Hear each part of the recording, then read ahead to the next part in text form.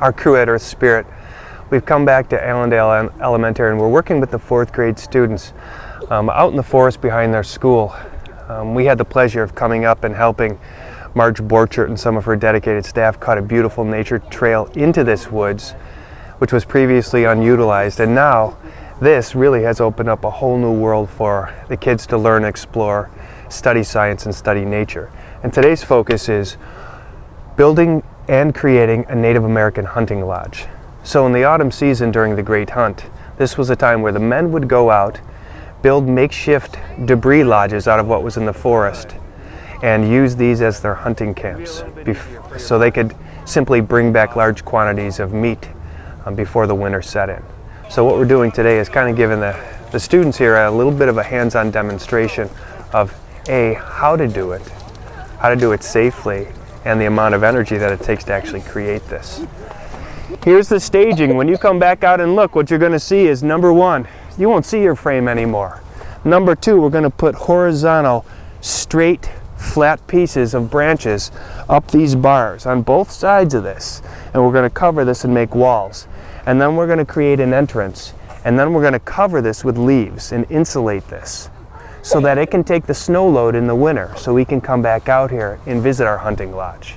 It's really 3 stages. Number 1, build your frame. Number 2, gather your resources for your walls. Number 3, insulate it to keep snow and rain out in the form of leaves. Okay? Our next step for this shelter, since we've placed the ridge poles and we tested the ridge poles already by dropping my body weight onto them. Okay, that's what I did. I dropped my bottom onto them, boom, as hard as I could, trying to break them. And if I can't break them, then that's a good sign. It means that they're strong enough to use in our shelter. The next step is for us to look over there, see the sticks? We need to start laying those sticks onto this shelter, and I want to start on the back side first, okay?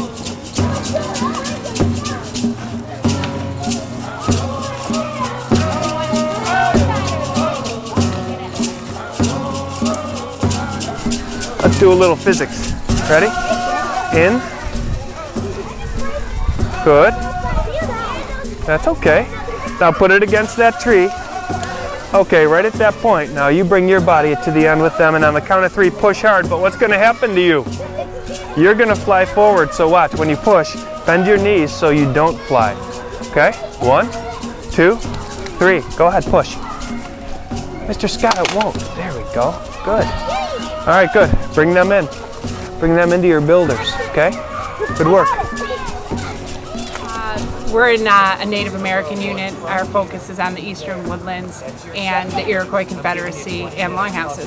The hope is to dig, it down a little bit so they can come in and tell storytelling and legends like the Native Americans did. So kind of simulate, how they live. I hope they take away appreciation for what they had to build, the Iroquois, and an appreciation of the natural resources around them.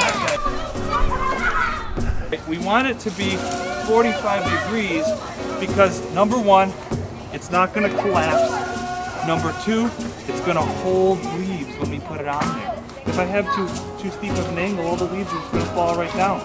This will hold them on top, and that's what we want.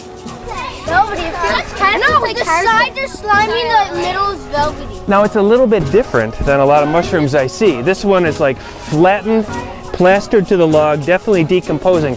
It's called a parchment fungus. Parchment, like a big roll of old paper.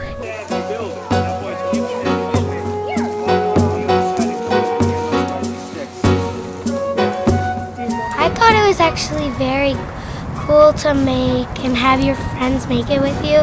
And if you ever actually come across the sticks, I think you should go for it and build it.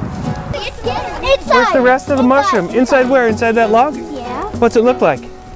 Little threads sucking in all the nutrients, feeding the part that produces the spores. I see that. So the whole point of a mushroom is really this: reproduction, Yeah.